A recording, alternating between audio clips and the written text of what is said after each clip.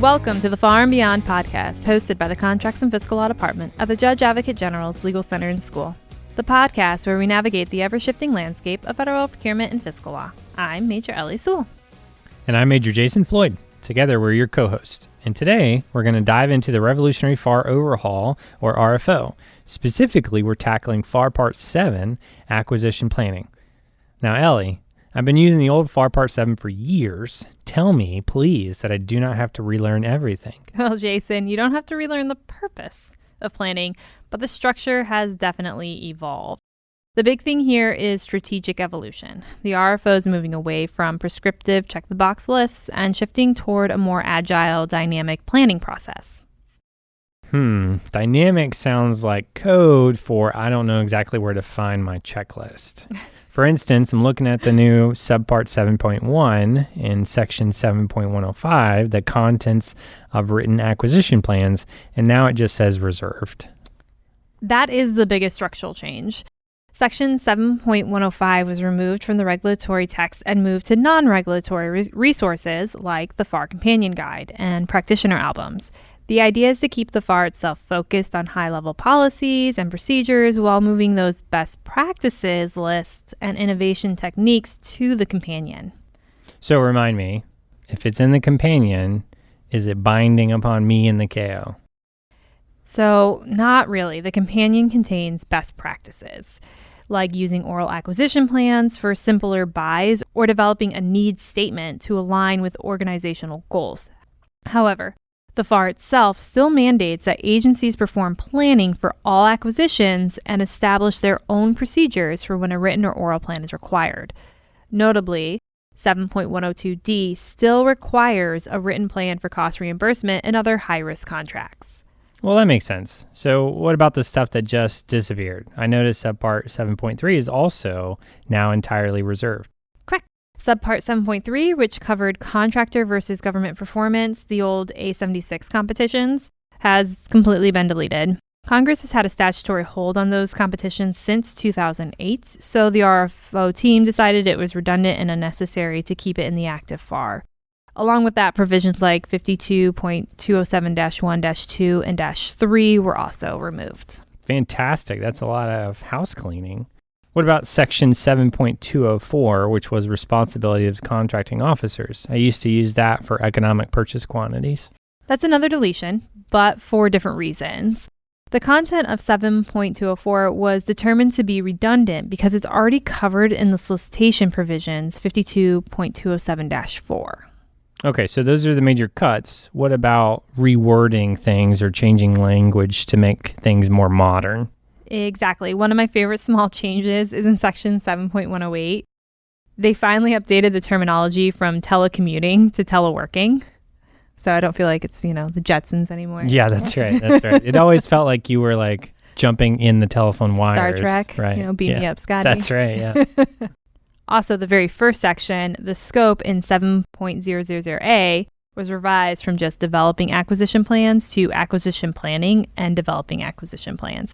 It's a subtle shift to show that the planning is a whole process, not just the document anymore. Cool. Well, let's talk about my favorite topics, consolidation and bundling. In the old FAR, these were treated like two different things with their own separate sections for analysis. It was always a headache, though, to keep which one was which straight. So did the RFO touch those? It did more than touch them. It unified them. Whoa. Yes. So the RFO team realized that having separate disjointed requirements for consolidation, bundling, and substantial bundling was confusing the workforce. So they combined and standardized the analysis and notification process into a single cohesive framework under section 7.107. Sounds fantastic. So does that mean that the rules for small business protection have changed, though? The core protections are still there, but the process is cleaner. Now, whether you are consolidating or bundling, the preliminary steps are standardized. You must conduct market research, identify alternative approaches that involve a lesser degree of consolidation, and coordinate with your OSDBU or small business office early in the game. They even pulled in market research requirements that used to be in FAR Part 10 to make sure small business concerns are the priority from day one. Oh, nice. Okay. That does seem to make more sense. We'll see how it plays out in practice, though. I do remember there were some specific dollar thresholds for written determinations. Did those survive? Most of them did. You still need a written determination for consolidation requirements above $2 million and for all bundling requirements. For substantial bundling, the thresholds are still tiered at $8 million for the DOW, $6 million for NASA, GSA, and Energy, and $2.5 million for everyone else. I feel like those got raised pretty good. What about the substantial benefits part of the test? I always had to prove the government was saving a certain percentage to justify. That is still the gold standard for justification. To be necessary and justified, the benefits must substantially exceed the benefits of separate contracts. The math hasn't changed. If the contract is $94 million or less, you're looking for benefits equal to 10% of the value. If it's over $94 million, it's 5% or $9.4 million, whichever is greater. And remember, Jason, you can't just claim you're saving on administrative or personnel costs unless those savings themselves hit that 10% mark.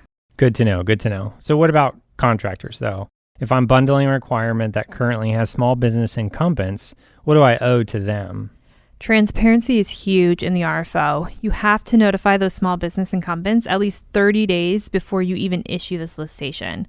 Plus, the agency now has to publish a notice of the necessary and justified determination in the GPE no later than 7 days after making it.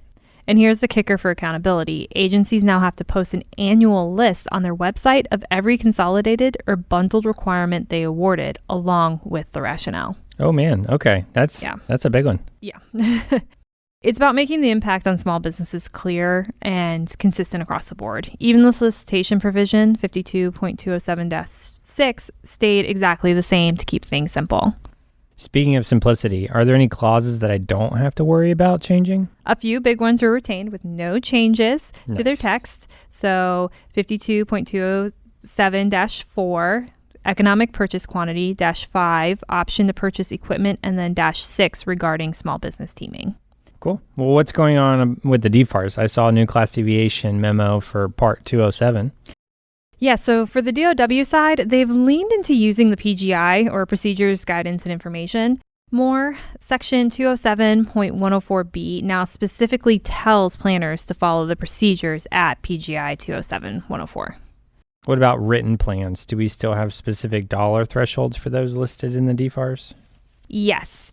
Those were retained in DFARS 207.103-70. You still need a written plan for development programs over $10 million and production or service programs over $50 million total, or $25 million in a single fiscal year. Well, that's a relief. So less prescriptive checklist and more like strategic flexibility. And then check the FAR companion for the how-to. And the PGI is always the same, right? Yeah, that's spot on. It's all about starting It's all about starting planning as soon as need is identified, not just when you get the funding, and treating your plan as a living document. So they've really taken a lot of those how-tos, best decisions, those checklists. They've put them in the FAR companion or the PGI. So the information's still there. You just might have to go there to find it, but now you don't have to follow it. It's more of a guide. Fantastic. Well, I'll go update my bookmarks then in Internet Explorer, Ellie. Thank you for joining us today in this episode of Far and Beyond. Please make sure to follow us and subscribe on your favorite podcast platform. The views expressed today are those of the presenters, not that of the Judge Advocate General for the Department of the Army, Department of the Air Force, or the Department of War.